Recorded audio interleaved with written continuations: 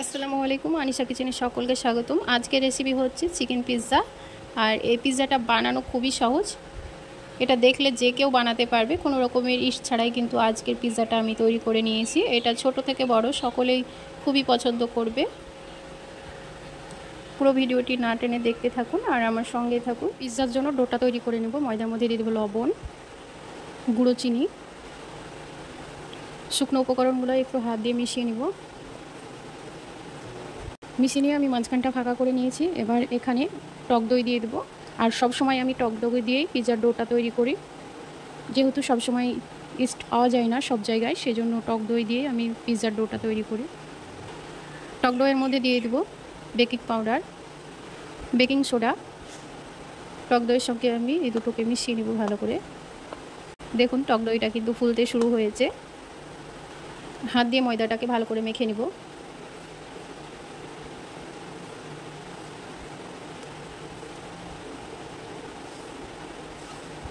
আর ডোটা তৈরি করতে হবে শুধু টক দই দিয়ে। ডোটা তৈরি করলে সব থেকে বেশি ভালো হয়। যদি পরে মনে হয় যে এক একটু পানি লাগতে পারে তাহলে দেওয়া যায়।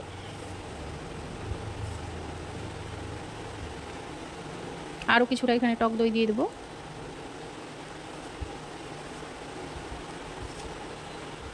পিৎজার ডো সবসময়তে নরম করে মাখতে হয়, তো একটু পানি ছিটা দিয়ে আমি এটাকে মেখে নিব। একেবারে অল্প করে দিয়েছি। টক দই দিয়ে শুধুমাত্র আমি এই ডোটা মেখেছি, সামান্য পরিমাণে শুধু পানি দিয়েছি। এবার একটু সাদা তেল দিয়ে ডোটাকে আবারও ভালো করে মেখে নেব। আর ডোটা ঠিক এই রকম নরম হবে। কোনো রকমের ইস্ট ছাড়াই টক দই দিয়ে কিন্তু খুব সুন্দর পিৎজা তৈরি হয়। এবার আমি ঢাকনা দিয়ে ঢেকে রেখে বাকি কাজগুলো সেরে নেব। চিকেনটা ম্যারিনেশন করে নেব। আর ছোট ছোট টুকরো করে চিকেনটা আগে থেকে কেটে ভালো করে পরিষ্কার করে ধুয়ে নিয়েছি। এর মধ্যে দিয়ে দেবো লবণ, লঙ্কা গুঁড়ো, গোলমরিচ গুঁড়ো, দিয়ে দেবো একটু সয়া সস, টমেটো সস, এবার দেবো চিলি সস, আর দেবো আদা রসুন বাটা। এবার চিকেনটাকে মশলার সঙ্গে ভালো করে মিশিয়ে নেব।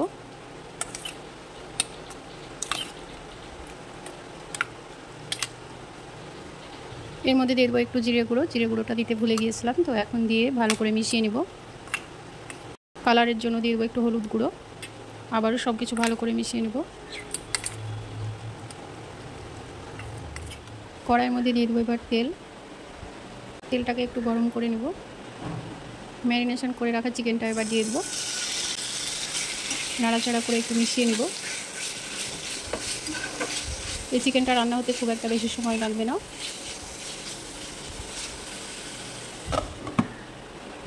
কিছু পেঁয়াজ কুচি ছিল সেগুলো এর মধ্যে দিয়ে দেবো।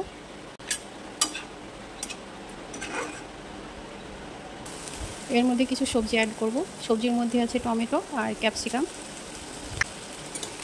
এবার নাড়াচাড়া করে ভালো করে মিশিয়ে নেব। চিকেনটা যখন পুরোপুরি পানিটা টেনে আসবে, এভাবে শুকনো শুকনো হয়ে আসবে, তখন সবজিটা অ্যাড করতে হবে। যদি চিকেনের সঙ্গে সঙ্গে সবজিটা দেওয়া হয় তাহলে অতিরিক্ত সেদ্ধ হয়ে যাবে, তখন খেতে ভালো লাগবে না।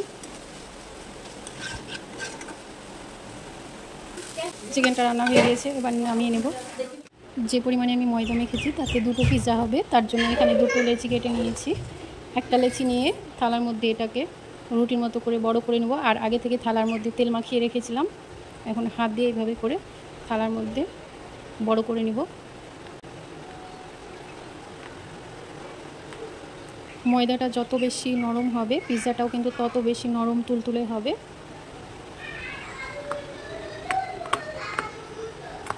এবার আমি কাঁটা চামচ দিয়ে এটাকে ফুটো ফুটো করে দেব। এভাবে যদি ফুটো ফুটো করে না দেওয়া যায় তাহলে বেক করার সময় এটা রুটির মতো ফুলে যাবে আর পিৎজাটা খেতে ভালো লাগবে না। এবার এর মধ্যে দিয়ে দেবো টমেটো সস। চামচ দিয়ে ভালো করে এভাবে করে মিলিয়ে দেব।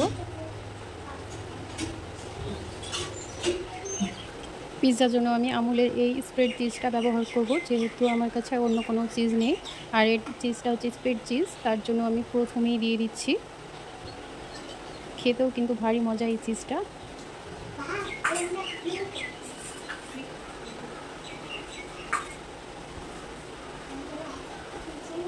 চিজটা যেহেতু লিকুইড সেজন্য প্রথমেই দিয়ে নিলাম।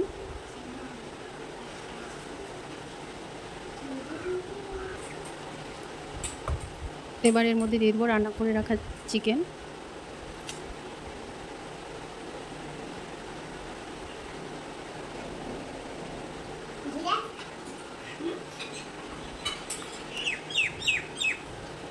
এবার এক এক করে সবজিগুলো দিয়ে দেবো। প্রথমে টমেটোটা সাজিয়ে নিব।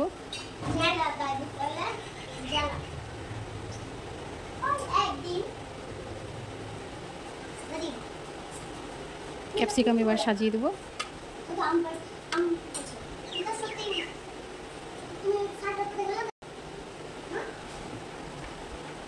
এবার দিয়ে দেবো পেঁয়াজ।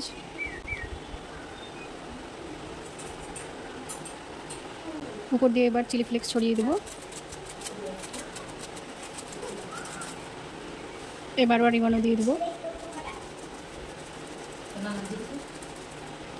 পিৎজাটা রেডি করে নেওয়া হয়ে গিয়েছে। এখন হচ্ছে এটাকে বেক করে নিব। আগে থেকে কড়াই গরম করতে বসিয়ে দিয়েছি। কড়াইটা ভালো মতো গরম হয়ে গিয়েছে। কড়াইয়ের মধ্যে এরকম একটা স্ট্যান্ড বসিয়ে দেবো। এবার আমি পিৎজার থালাটা বসিয়ে দেবো। আর এই পিৎজাটা বেক করতে সময় লাগবে প্রায় 25 থেকে 30 মিনিট মতো। এবার ঢাকনা দিয়ে ঢেকে দেবো। গ্যাসের ফ্লেমটা কমিয়ে রেখে এই পিৎজাটাকে বেক করে নিতে হবে। নিভা চুলায় আমি এইভাবে আরও 10 মিনিট রেখে দিয়েছিলাম। আর এখন পিৎজাটা হয়ে গিয়েছে। তো পিৎজাটা এবার নামিয়ে নেব। থালা থেকে পিৎজাটাকে তুলে নিব।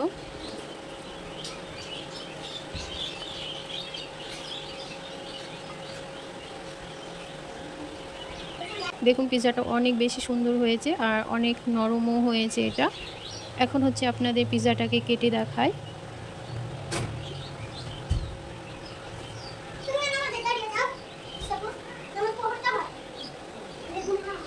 এই পিৎজাটা খেতে কিন্তু অনেক বেশি মজা হয়। একবার বাড়িতে আপনারা বানিয়ে দেখতে পারেন, অনেক বেশি ভালো লাগবে। আর পিৎজাটা আমি কিভাবে বানালাম সেটা আপনারা তো দেখতেই পেলেন। একেবারে সহজ পিৎজাটা বানানো। যাদের চিজ নেই বা হচ্ছে ইস্ট নেই তারাও কিন্তু পিৎজাটা বানিয়ে নিতে পারবে। চিজের পরিবর্তে এখানে হোয়াইট সস দিয়েও পিৎজা তৈরি করে নেওয়া যাবে। হোয়াইট সস দিয়ে পিৎজা তৈরি রেসিপি অলরেডি আমার চ্যানেলে দেওয়াই আছে, সেখান থেকে আপনারা দেখে নিতে পারেন। একটা তুলে দেখায় আপনাদের, দেখুন কি সুন্দর হয়েছে পিৎজাটা।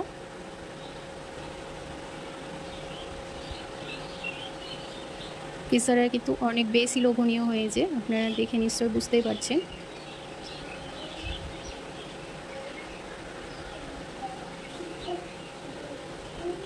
এটা নরম তুলতুলেও হয়েছে।